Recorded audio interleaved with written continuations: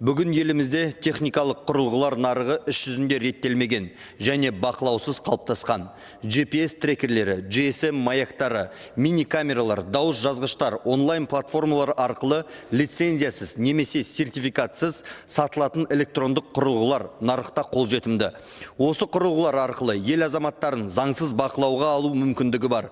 Бұл азаматтардың жеке өмірі мен отбасылық құпиясына қауіп төндіріп қана қоймай, жеке деректерді заңсыз жинау, бопсалау, қысым көрсету және корпоративтік тыншылық сияқты тәуекелдерді арттырады. Жаңа буындағы автомобильдер, соның ішінде аса үлкен сұранысқа ие Қытай автомобильдері, шетелдік серверлер мен пайдаланушы аккаунттар арқылы жұмыс істейді.